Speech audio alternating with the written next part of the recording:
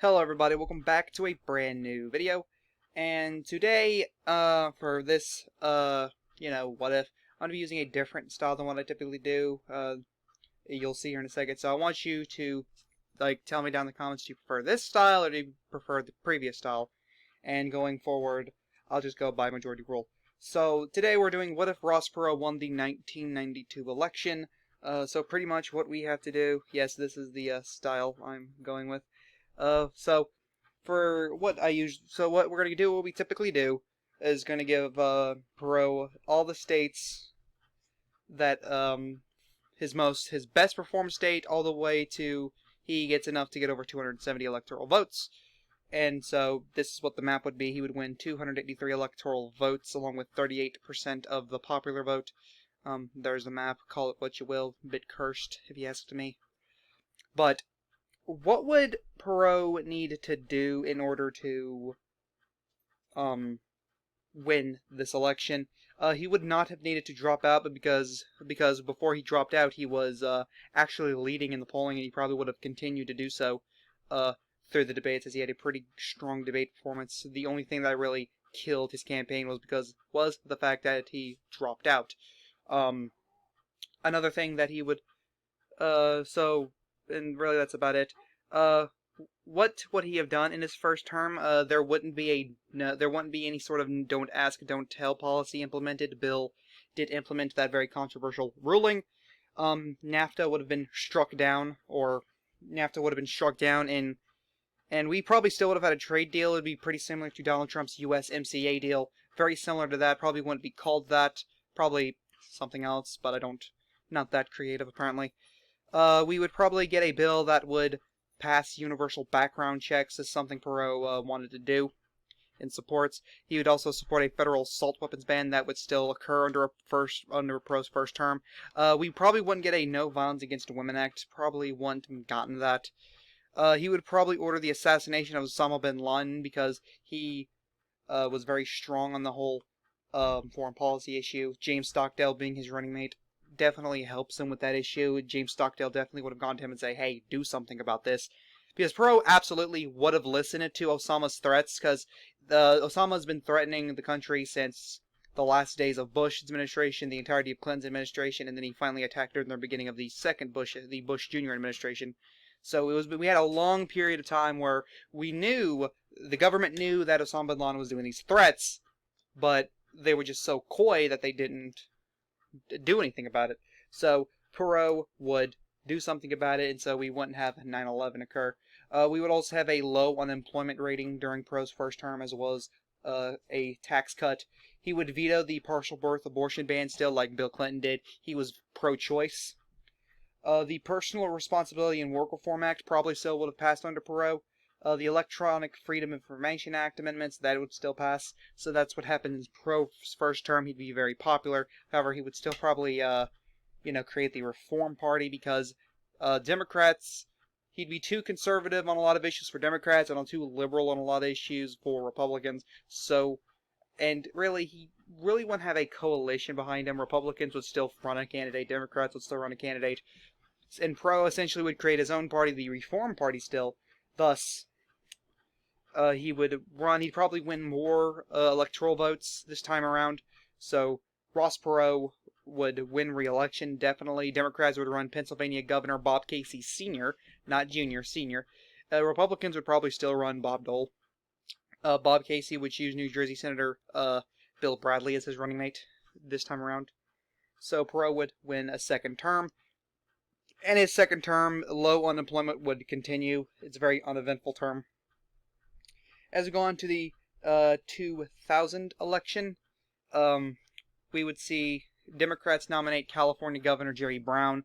Republicans would still nominate the governor of Texas, George W. Bush. He would still win the nomination. However, Donald Trump would run in 2000 as a reform. He wouldn't drop out. There are a lot of reasons why he dropped out. But the reason why he dropped out was because the Reform Party just wasn't that big at the time. If Perot actually would have won and served 2 terms, absolutely Donald Trump would have ran again. Would have actually kept running, excuse me. And he would choose Connecticut Senator Joe Lieberman. Joe Lieberman probably would have switched parties by now to run with Donald Trump. Would have switched parties by now. We'd probably see a bunch of senators, representatives, changing parties to the Reform Party that ideologically are more connected to Perot rather than the Democrat or Republican parties, as we'd see the establishment and more traditional Republicans and Democrats stay within their party. Jerry Brown would select John Kerry as his running mate. And I don't see Trump winning. I don't think he would have had enough star power to do so. However, he would be viciously attacking George Bush, which Bush would be leading until Trump get his hands on him, similar to a 2016 Republican primary situation. So Jerry Brown would end up winning this election. However, Trump would win more of the popular vote than Bush, so despite coming in third in the popular vote.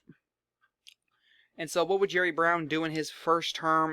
There is no 9/11, again, stating that again. We would have a high unemployment. Unemployment would skyrocket in Brown's first term.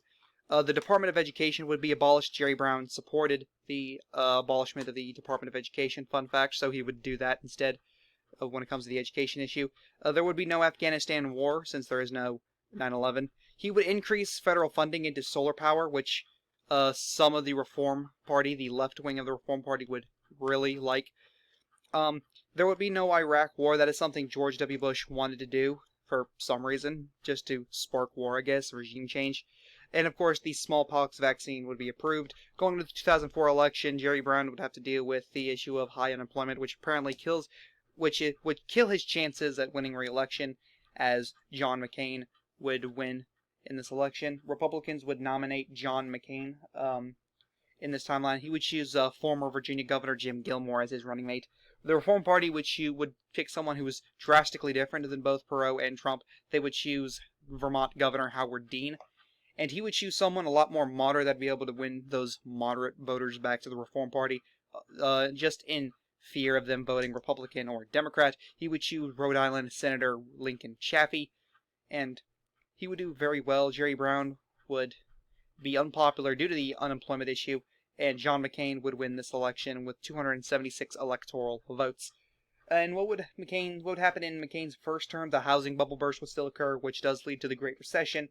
We would see an inflation crisis due to this. High unemployment would still continue. But before all that, McCain would get involved in the war in Somalia during the Somalian Civil War. This pretty much sparks the War on Terror. McCain there were a lot of Republicans who wanted to get in Somalia, but however, actually we did get into Somalia during this time, actually, forgive me. We weren't in there long, however, but we'd be in there a lot longer during this, so the war in Somalia would be a lot longer this time around. Due to this, he would be impeached by the Senate. However, he would be later acquitted by the Senate in early 2008. However, a majority of the Senate would have voted to convict him, 54 votes to 46 votes. And McCain would have legalized a same-sex marriage, which would only alienate him more from the Republican base. So going on to the 2008 election, we would still see Barack Obama and Joe Biden lead the Democrat ticket. The Reform Party would choose Texas Congressman Ron Paul, who would be viciously against, who would have been one of the members of Congress to vote for the impeachment of John McCain. Obama would have voted for the conviction, obviously. Ron Paul would have picked former Alaska Senator Mike Gravel as his running mate. So going forward, we'd probably see like this Republican-Democrat mashup to win over both wings of the party. That's pretty much the Reform Party's plan to win both wings of their party over. Pretty much a unity ticket. Obama would still win this election, however, he wouldn't be a giant landslide as most of the independents would most likely go to Ron Paul instead of Obama. It would be much more split, as John McCain would just get smacked in this election very viciously, only winning 28% of the vote. But Obama would, of course, win with 279 electoral votes, and in his first term, pretty much the same thing that happened to IRL. The Guantanamo Bay closes, the Great Recession would end, however, our high unemployment would still keep going since 2003, 2002, somewhere along those lines. Obamacare would be passed. We would see economic reform as well as the DREAM Act being passed. However, Obamacare would be a lot worse, considering he has more than the Republicans to deal with. He also has the Reform Party that are that parts of the Reform Party are trying to add more to the bill, while parts of the Reform Party are trying to take away from the bill. So that's just so it's a lot worse than it is in our timeline. Going on to the 2012 election, the Reform Party nominates New Mexico Governor Gary Johnson to the ticket, and he would choose Jill Stein, who would actually be a congresswoman out of Massachusetts right now. She'd be the only reform congresswoman. However, she would retire in 2012 to be Gary Johnson's running mate, unless there is a you can also run here rule, unless she can be able to run in that race as well, because some states allow you to run for two different races, some don't. And of course, we'd still have Romney Ryan on the Republican side. Obama would do a little bit worse on the electoral vote. He'd still win 277 electoral votes. Romney would do a lot worse. Would do better than John. Hold on, let me just say. He would do worse on the electoral vote count than Romney, however, than McCain. However, he would get a lot more of the popular vote. He would actually come in second when it comes to the popular vote. Johnson would come in third. However, Johnson would do very well in like these libertarian areas, as you can see on the map, as well as some like white working class areas, as you can see here. Obama would win around 36% of the vote, and in his second term, the fiscal cliff would be prevented as it was IRL. Going on to the 2016 election, we would have just a clean slate, the Reform Party would nominate Ohio Governor John Kasich, and he would end up choosing former Virginia Senator Jim Webb as his running mate. While Republicans would nominate Florida Senator Marco Rubio. This time around, Jeb Bush would not be the nominee since his brother didn't become president, so there would be less of a reason for him needing to run. His name power isn't really that big anymore. And he would choose Tennessee Senator Bob Corker as his running mate, which is actually a funny thing to think about, actually. And Democrats would nominate Martin O'Malley, and he would end up choosing California Congressman Xavier Becerra as his running mate. And so O'Malley and Rubio would not be that great candidates for their party. John Kasich was essentially a strong candidate for this election for the Reform Party, and he would end up winning 314 electoral votes to Marco Rubio's 151 and Martin O'Malley's 73, and Kasich would win 36% of the popular vote this time around. And what would happen in Kasich's first term? We would see energy independence, the construction of the Keystone XL pipeline. We would see immigration reform that enhances the border security but gives on merit-based immigration. He would also sign Donald Trump's PACT Act, animal cruelty prevention. I know, Kasich supports the same shit as Donald Trump. What the fuck? But he's considered a rhino because his rhetoric is more calm, I guess you could say, which is stupid, but anyway. The only reason why Kasich hates Trump is because of the whole the rhetoric thing. Oh my god.